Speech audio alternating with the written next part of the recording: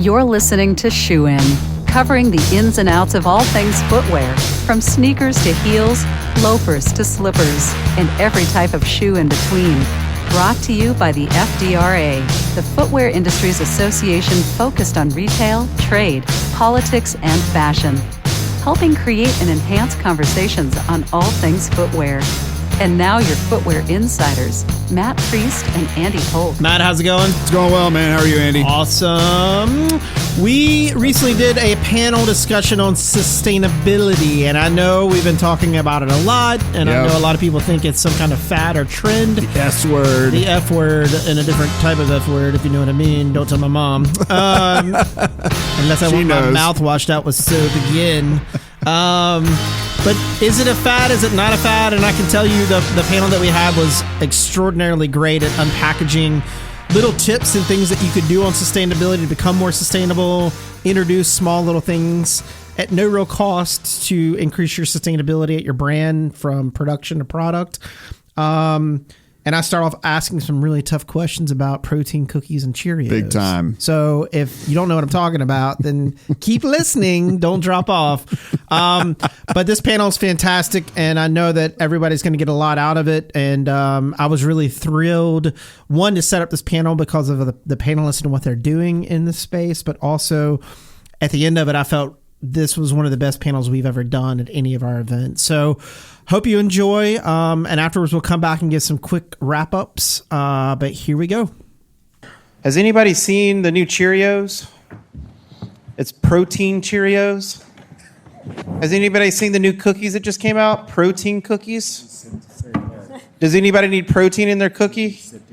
Because if you think about it, it's a big protein, and diets, if we think about it, are big fads that come and go, and they go in waves. And I think a lot of times when we talk about sustainability, it's from that same vantage point. We label something because it's a fad or good marketing tool, but in fact, it's not that sustainable at all. And so this panel is really focused on digging into the realities of the sustainability movement, what that is, what people are doing that are in a successful way doing it, how consumers see it.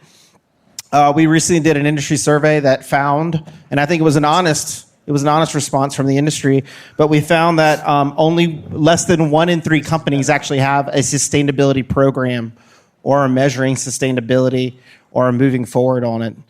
67% of employees in the footwear industry say they don't have knowledge on sustainability. They don't know what it is. They don't know how to enact it. They don't know how to think about it. And that's even as most people in companies are talking about sustainability. So we're all talking about it. We're all talking about protein Cheerios, but what does it mean, right? So this is what the panel's all about today. And so I'm going to start off with Anders here to my left. If each of you can quickly introduce yourselves, and then we'll jump right into the questions, and then we'll have a great Q&A. Hello. Hey. Hi, everybody. I'm Anders Bergstrom. I'm the general manager at Teva, one of the Deckers brands. And I made it pretty far in my career before I had to follow Stuart Jenkins on a stage. So you'll have to bear with me while we all sort of recover from that. Thanks, Stuart.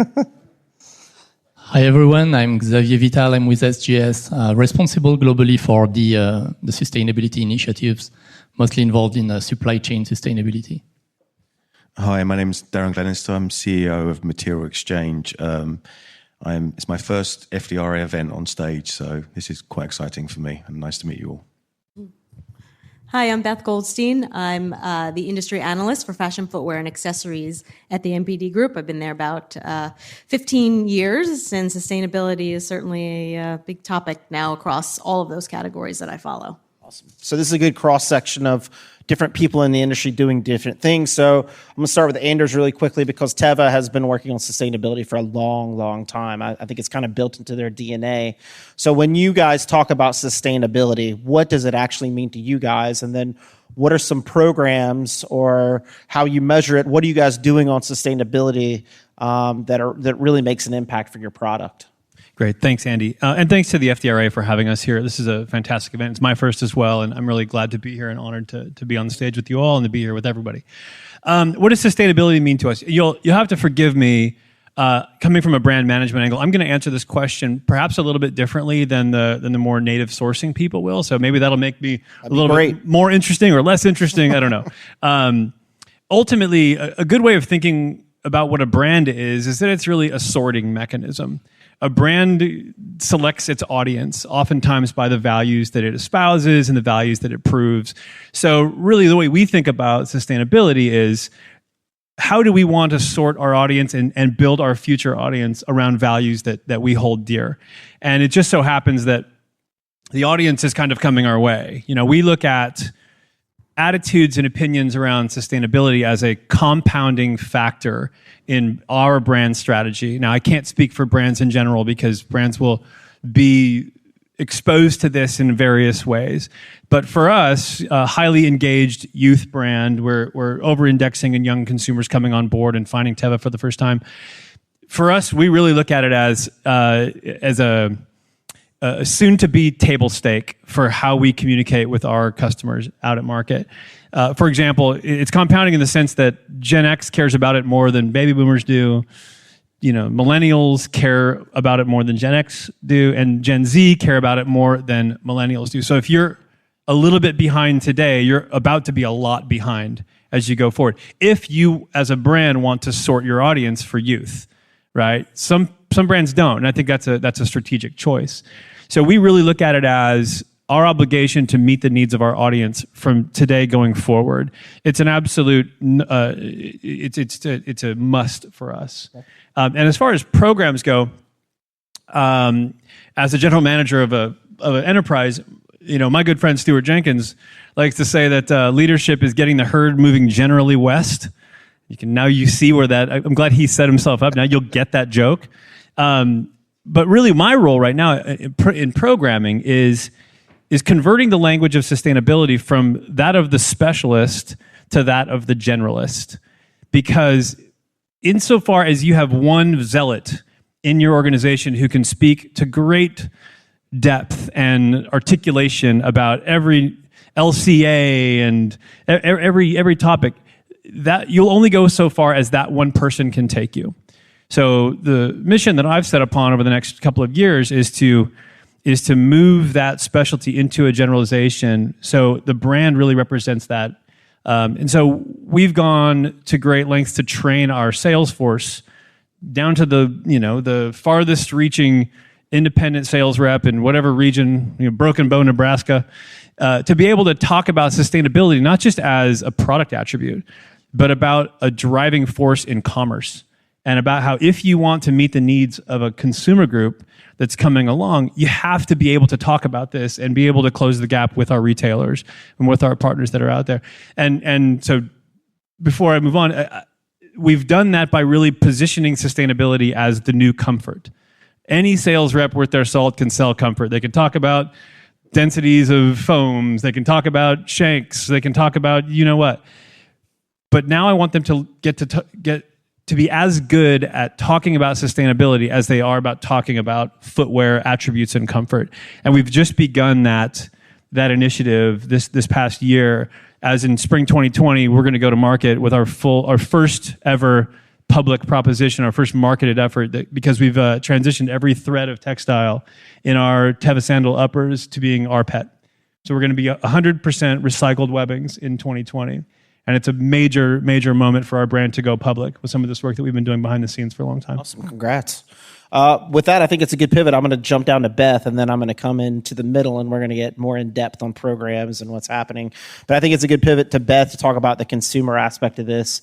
You guys have done a lot of, you always do surveys, and you're always looking at data points. So what is the consumer telling us about sustainability?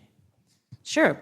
Well, we had the opportunity to do some specific consumer surveys because we really want to understand, as the industry is talking more about this and every brand and retailer is figuring out how they need to play here, what does the consumer think? And it's hard to find out because doing consumer surveys is challenging, and you need to try, to word the questions the right way because everybody interprets things differently. So we asked some very simple questions, and a lot of it ties into what Anders was saying.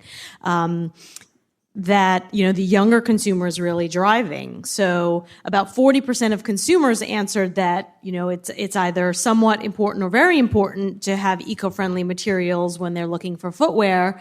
But what we found, we actually asked that question twice. And what was interesting is that for the older Gen Z, younger millennial set, The percentage that said very important increased. It was low at the beginning. It was 10%, and then it was 17%. So that may not sound huge, but it was a statistically significant difference in just 7 months in between asking the questions.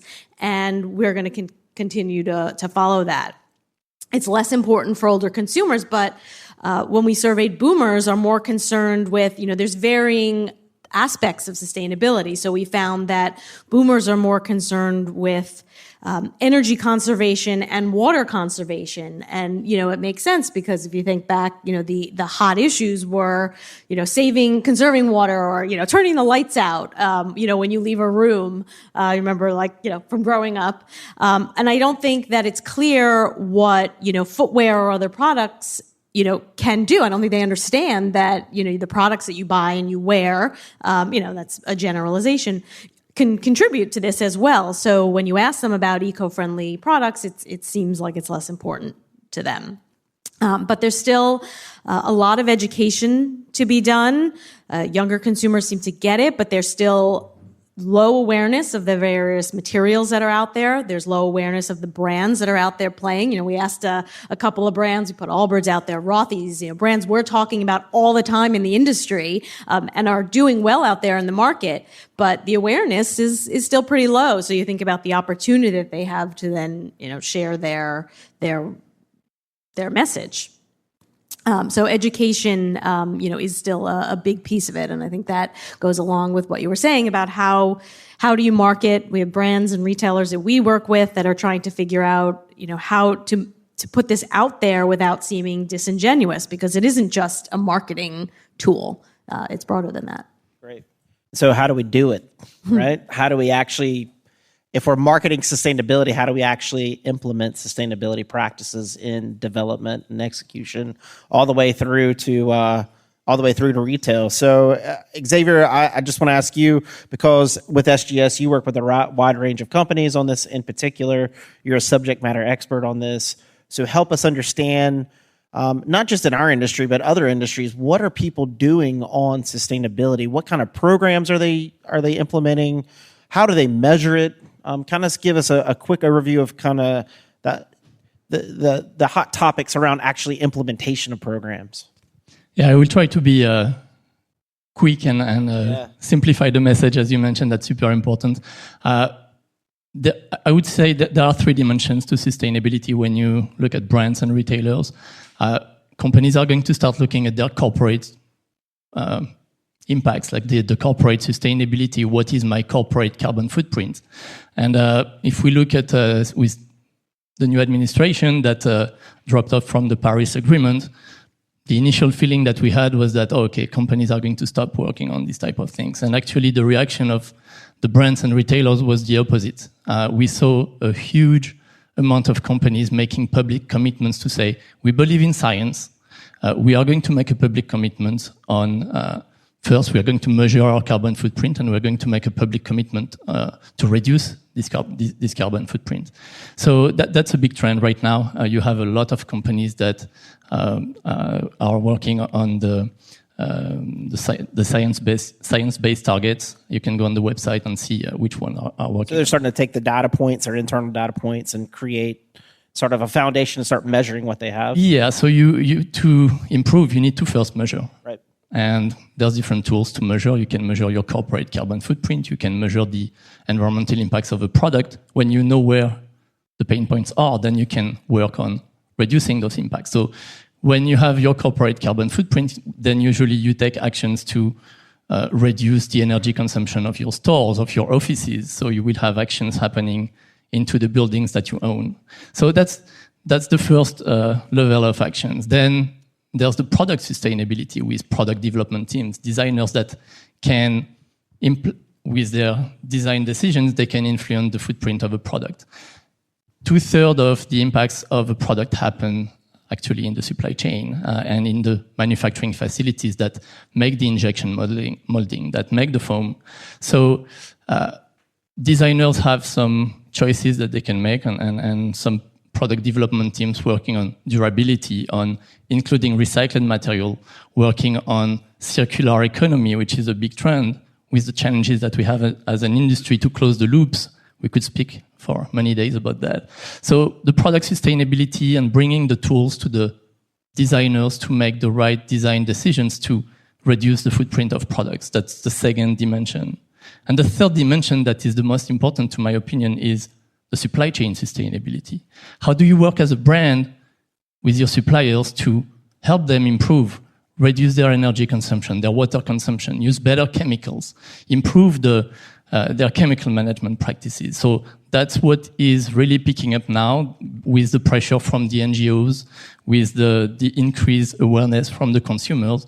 Brands start mapping their supply chain. You need to know who the suppliers are and who are the suppliers of the suppliers and the subcontractors. So supply chain mapping, measurement tools to evaluate the performance of suppliers. I can mention the Higg Index of the Sustainable Apparel Coalition. 10,000 facilities doing a self-assessment today on what's their environmental management practices, verifications happening, and then working on continuous improvement programs. That's a big challenge. How can you bring to those facilities the knowledge and the tools to reduce their, or to increase their efficiency, basically? Great. And then I'll bring in Darren to discuss it from, because the second point was specifically on when you're designing, you're thinking about materials on the development side. And his third point on traceability and supply chain visibility. Material Exchange is a new platform that's being launched or has launched, and more brands and material suppliers are getting involved with it. But it does have the ability to start helping map out those kind of invisible areas and kind of tag certain sustainability measures to it, and ultimately hope eliminate some of these swatch books flying around and waste that happens. So maybe you can just give, from your viewpoint, from what you see on the material side when we're selecting at the very start, what the Material Exchange is and what it can do to help in this instance as well. Yeah, sure. So as Andy said, Material Exchange is actually quite a new platform. We launched end of 2018, been working very closely with the FDRA to move forward the way that materials are sourced for product creation, the way that factories are engaged with, and the way the information flows between those parties. So in essence, what the Material Exchange is it digitizes the relationship between brands, their factories, and their material suppliers. And we're seeing a lot of brands that we work with want to know more about what's happening with those material suppliers that the factories are using. And before, it was a case of a lot of trust would put in the factories, but the information was not passed through the chain. So now with the Material Exchange, we digitize those materials, which reduces the reliance on physical samples for the materials, but also means that the brand's requirements can be passed through the supply chain into the factories and into the material suppliers. So they have full transparency to what's actually happening. And then because the materials are digital, it allows for virtual sampling, which reduces the need for physical samples. And it means that the wastage from that side dramatically drops. And then the other area of sustainability that we see is that brands are looking for more sustainable materials, but they're stuck in their old supply chains, and they don't want to look into new areas of materials because they don't have the time or the energy to find them. So that's where Material Exchange help bring new innovative material suppliers and more sustainable material suppliers directly to the brand's attention. Great. So there's a lot of new technologies and softwares that are coming online to help us as we keep moving forward on that. So I'm going to go back to Anders and ask you this, because I came up with this and it's really clever. There's a lot of lips. I'm going to read it because I don't want to mess this up. There's a lot of lip service to sustainability. So as Philip Hoffman says in Almost Famous, great movie, if you want to be a friend, be unmerciful. So what do brands or our industry as a whole get wrong? Or what do you think impedes their ability to focus and act on sustainability more or in reality? It's such a great question, both in its content and its style. So thank you, Andy. I'll give you two answers in the spirit of being unmerciful. In my experience, nobody wants sustainability to be marketed more than the supply chain. And it makes a lot of sense because it's a ton of work on suppliers, on vendors, on the factory partners, on the development teams in Asia. Nobody wants this to be on the billboard more than those people. And here's my unmerciful thing. Don't. Don't do it because it's going to become an ad. Don't do it because it's going to drive demand. Do it because it's the right thing to do. And hold that true across the board as far as you can in your entire enterprise. And only then do you look at it as an opportunity to create demand or to take share from others. So select your marketing opportunities very shrewdly. And if you get to that point where you and your commercial partners and your marketing teams are talking about, hey, we want to launch this sustainable collection or this new technology, be very careful and listen to the words that you use to find out what to say. Because if you have to go talk to Beth or WGSN to ask them, hey, what should I say about this new sustainability thing? Stop. Don't market it. Because ultimately, the most powerful message you can send about the things that you're doing is just to tell the truth. You don't need to hire J. Walter Thompson and pay them $150,000 to tell you how to talk about yourself. Just talk about what you're doing. In which case, it kind of changes the nature of the marketing opportunity. This fundamentally describes the difference between marketing and branding. So be a brand, do something because it matters to you, and do it whether you're going to be rewarded for it or not. Because only then will you be actually able to infuse meaning in your marketing proposition when you finally get there. So if you market something before you're ready, this is an interesting one. You run the risk. Today, it's a moderate risk because I think that there is a window for marketing this right now as people are starting to learn. But imagine 10 years in the future when people know more. You run the risk of depositioning the rest of your portfolio of products. So the more you talk about all this fancy new stuff that you're doing that's sustainable, the less sustainable the rest of your offering will look. So just be wary of the net result of some of your best intentions. And then my second answer to this, which is again it's more of an industrial thing because I look around the room and there's a lot of sourcing and development executives here, oftentimes are on the receiving end of line lists and products to be built. The biggest thing that we could all do as an industry to further the cause of sustainability is to stop making so much junk. I mean, there is so much product out there in the world that is unnecessary or that is frankly not part of your brand. And now I can't speak to everyone's brand in particular, but I can talk to Teva, right? So one thing that we do very, very carefully is we avoid derivative products like the plague. Because ultimately, if I'm going to go out and compete in an open marketplace against a Birkenstock, I'm not going to beat Birkenstock by making a better Birkenstock. I'm going to beat Birkenstock by making a better Teva. Now, if everybody kind of thought this way, then I wouldn't have the experience I had last month walking through Outdoor Retailer and seeing no less than, half a dozen 4-point sports sandals that look frankly indistinguishable from my own about to go to market in 2020 because Beth says they're popular.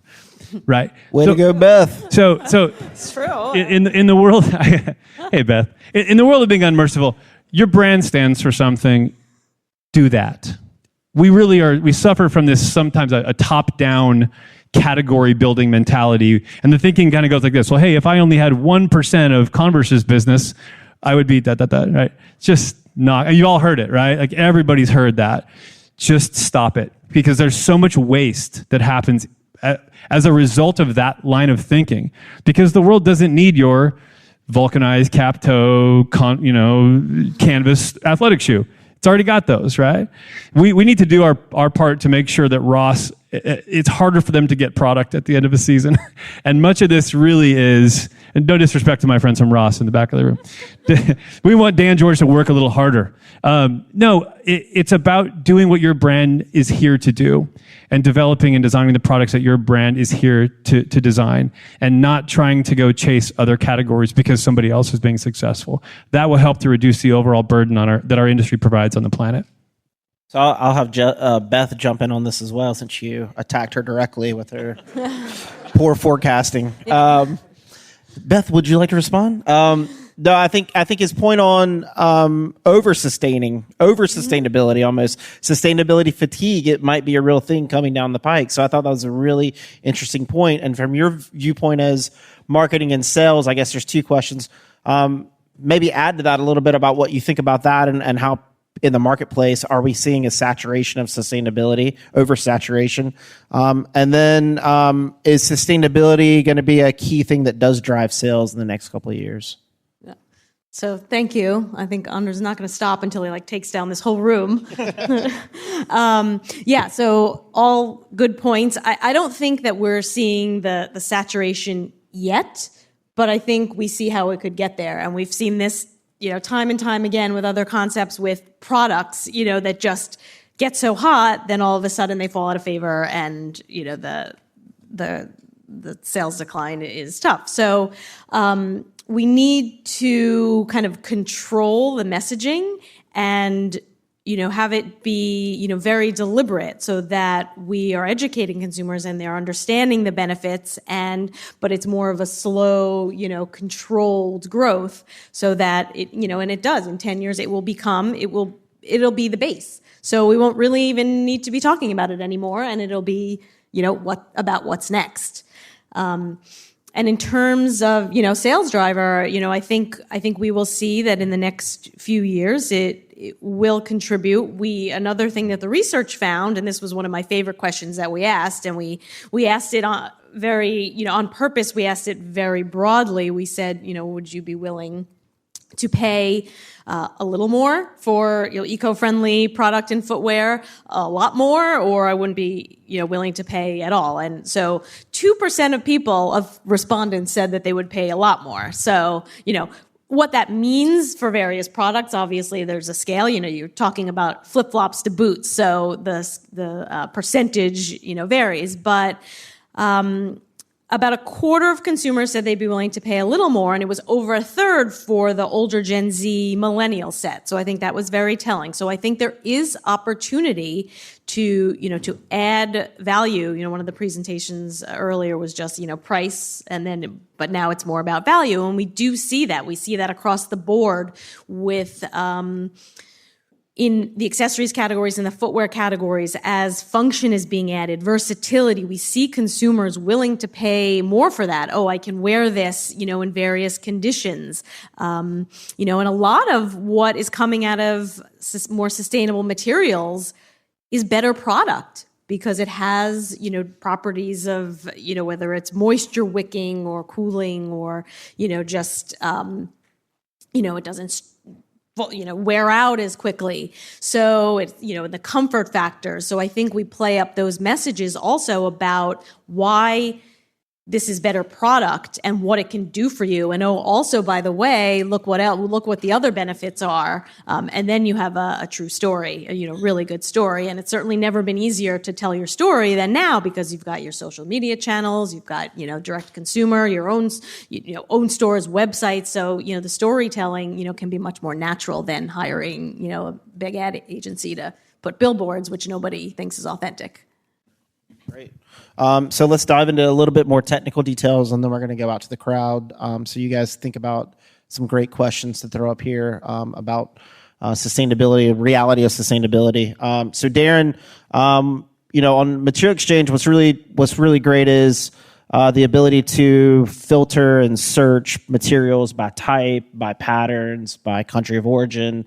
And then also, I think we're trying to build in sustainability indexes so that at the very start of the process, a designer can look at similar materials and then maybe choose something that's developed with less waste, less emissions. And then also the other thing that's really interesting is the mapping, where you can kind of find new suppliers that you can identify new sustainable suppliers. Because I think one of the biggest challenges for footwear companies is if 67% of folks really don't have the knowledge, if you can provide that in a way where it says you can go with A or B, by the way, B has a little bit more sustainability in it, there's an easy option for you right there to start going down that path. So maybe just talk a little bit about the system and how it can filter and search and sort that way. We talked a lot in the past about the ability to cut out days and weeks of development cycles through the platform, but I think sustainability is as we're talking up here, is a key component, and we haven't really talked much about that. Yeah, so at the core of Material Exchange, we have different material types. And for example, it could be a leather, it could be a synthetic, it could be a mesh. or it could be a zipper or a component. And we're working with the industry and actually with the GS1 to define industry standards. We realize that there are a lot of varying standards for defining a material, which makes it very difficult to compare. And we are working to make those standards for the industry.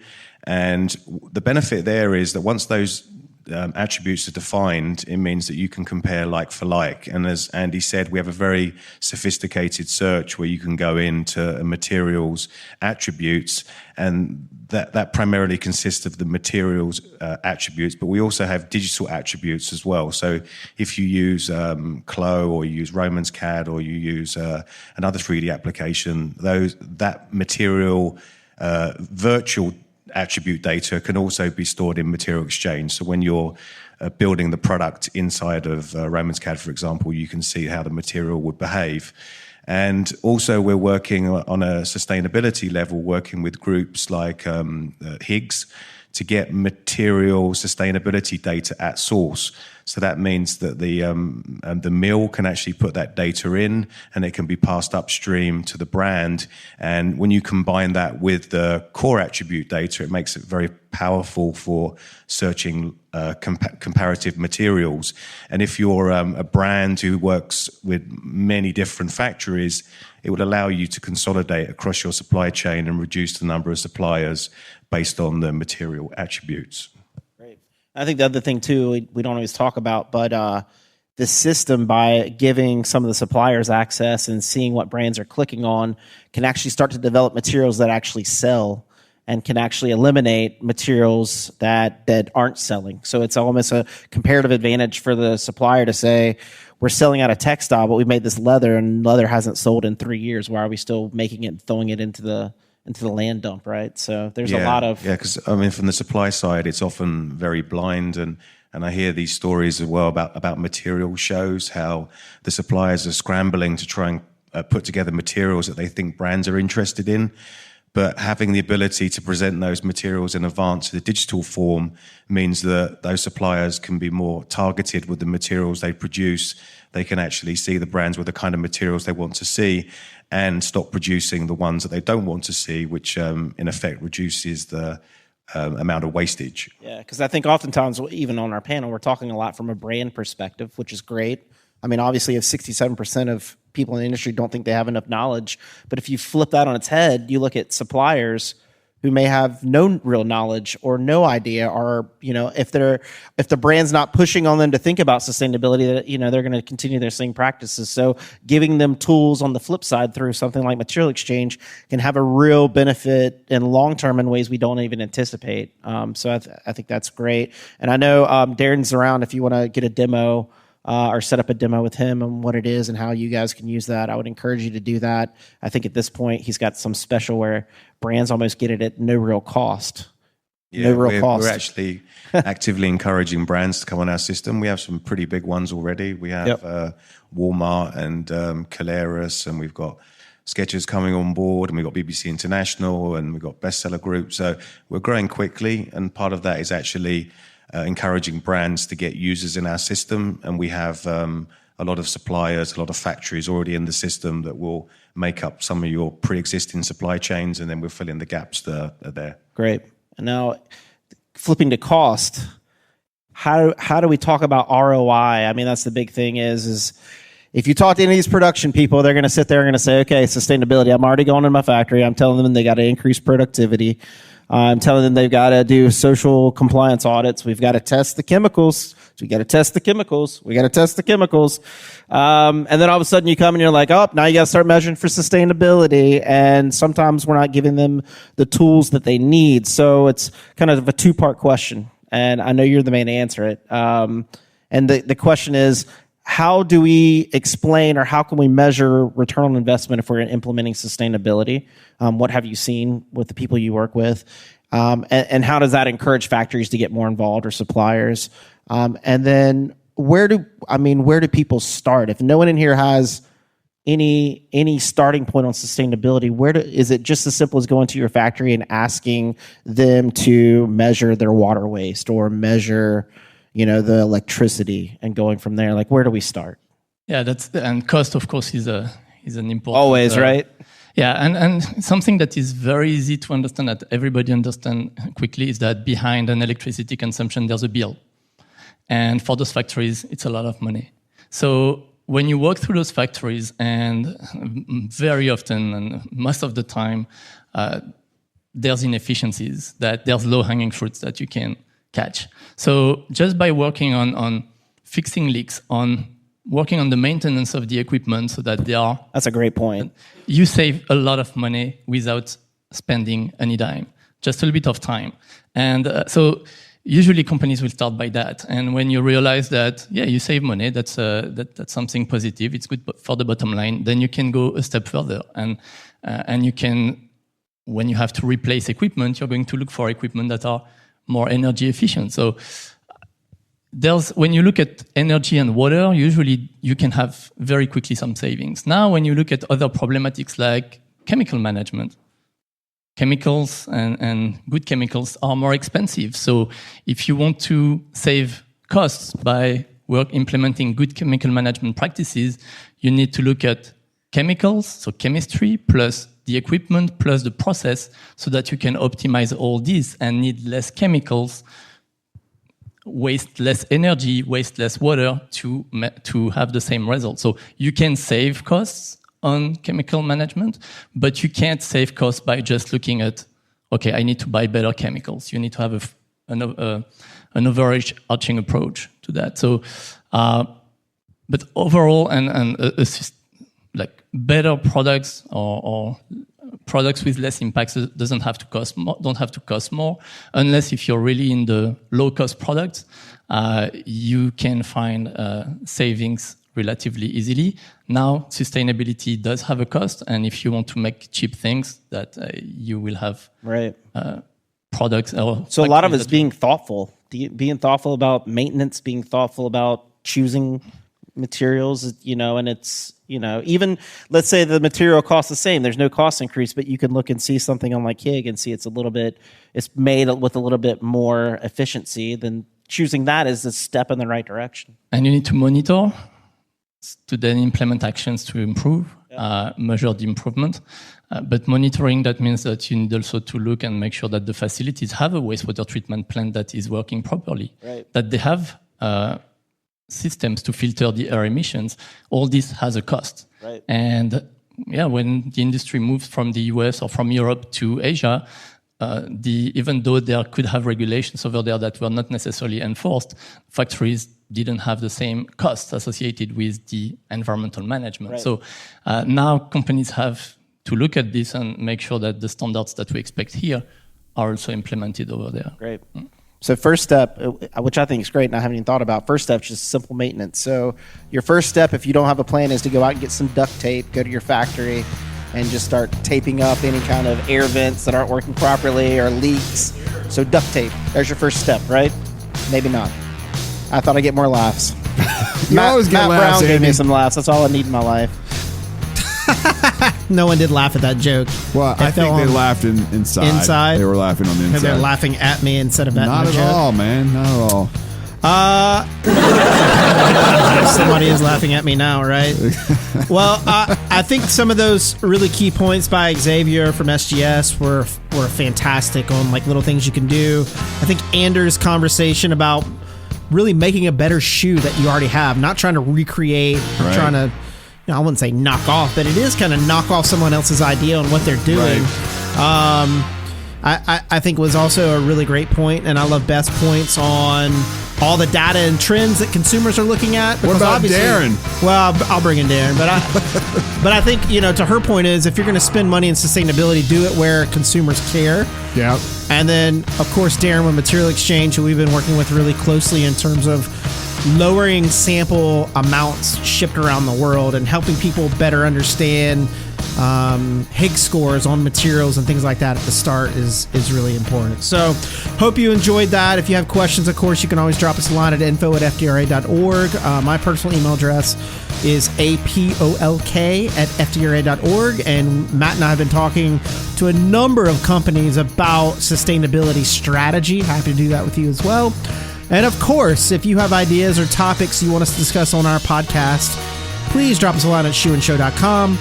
Please rate our podcast 5 stars only. 5 stars only. 5 stars only. 5 stars only. 5 stars only. That's 5 times I've said it for 5 stars.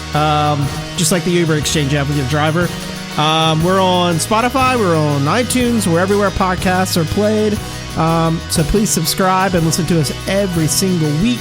We hope you've enjoyed this as much as we've enjoyed delivering it to your ears. Thank you very much. Until next time, Shoe In is out. Shoe In has been brought to you by the FDRA, the Footwear Industries Association focused on retail, trade, politics, and fashion, helping create and enhance conversations on all things footwear. For information about FDRA, visit fdra.org.